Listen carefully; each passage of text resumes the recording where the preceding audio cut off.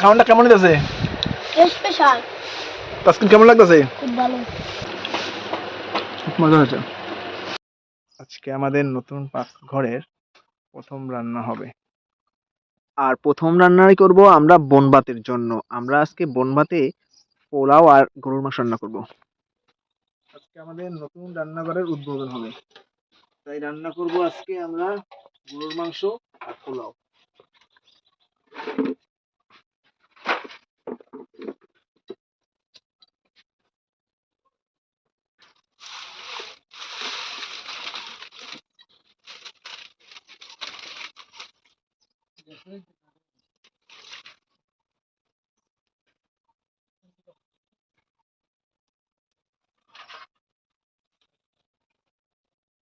প্রথমবার আগুন ধরে দিলাম নতুন চুলায়।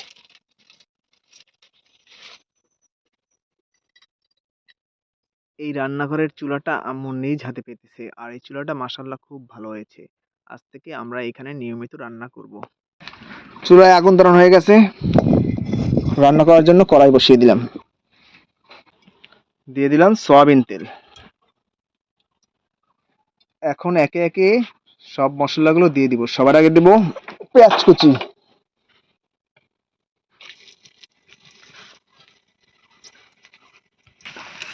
পেঁয়াজ কুচি ভাজা প্রায় হয়ে গেছে। এখন এর মধ্যে দিয়ে দিব পেঁয়াজ বাটা। এখন দিয়ে দিলাম তেজপাতা, দারচিনি। এখন দিয়ে দিলাম হলুদ বাটা।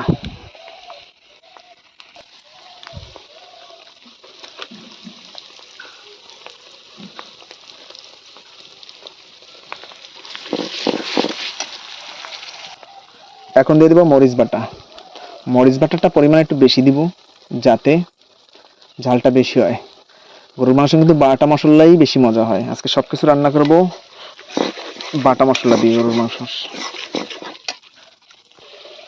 এখন দিয়ে দিব ধনিয়া বাটা। এর সাথে জিরা বাটাও আছে একসাথে মিক্সড। এখন দিয়ে দিব আদা রসুন বাটা।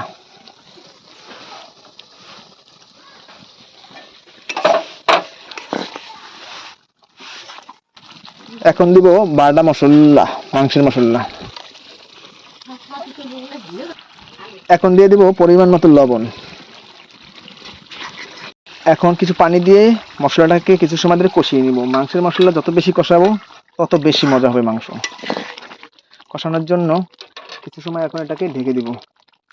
10-15 মিনিটের জন্য ঢেকে দিলাম। প্রায় 10-15 মিনিট হয়ে গেছে। আশা করি এখন মশলা কষা হয়ে গেছে। এখন মাংসগুলো দিয়ে দিব।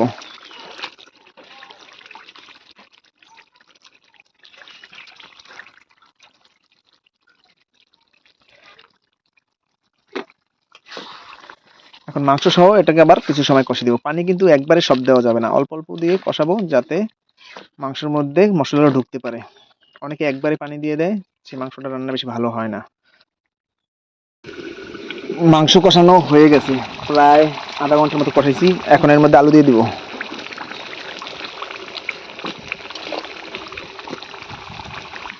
এখন একটু মৌ দিয়া আলুর সাথে আরো অনেকক্ষণ কষিয়ে নিব।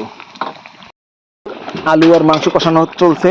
এখন এর মধ্যে দিয়ে দিব বাগান থেকে উঠে আনা পোলাও পাতা। এগুলো দিলে কিন্তু মাংস বা পোলাও যে কোনো রান্না অনেক ঘ্রাণ বেশি হয়। এখন পোলাও রান্না করব। প্রথমে দিয়ে দিলাম সয়াবিন তেল, দিয়ে দিলাম পেঁয়াজ কুচি। পেঁয়াজ ভাজা হয়ে গেছে। এখন দিয়ে দিলাম পোলাও চাল। পোলাও প্রায় 10-15 মিনিট ভেজে নিয়েছি। বেশি সময় পোলাও ভেজে নিলে পোলাওটা ঝরঝরে হয়। এখন গরম পানি দিয়ে দিলাম। পোলাওর মধ্যে এখন দিয়ে দিলাম তেজপাতা আর দারচিনি। এখন কিছু পোলাও পাতা দিয়ে দিব ঘ্রাণের জন্য। এখন 10 মিনিটের জন্য চালটা সুন্দর করে সিদ্ধ করে নিব। এক চুলায় হচ্ছে পোলাও আর এক চুলায় ওইদিকে মাংস আছে, গরুর মাংস, ওইটা হয়ে গেছে। এখন ওইখানে কিছু মৌ দিয়ে দিব। এখন দিয়ে দিব আমার প্রিয় আস্ত রসুন। গরুর মাংসের মধ্যে আস্ত রসুন কিন্তু আমার অনেক পছন্দ। এখন কিছু সময়ের জন্য ঢেকে রাখবো।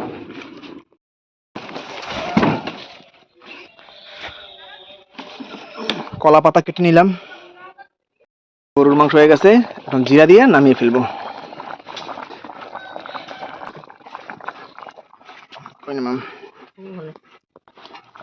এইদিকে পোলাও হয়ে গেছে মাশাআল্লাহ।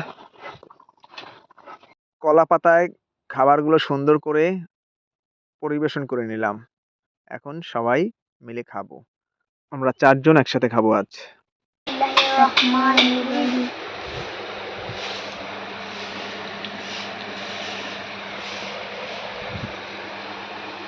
বিসমিল্লাহ।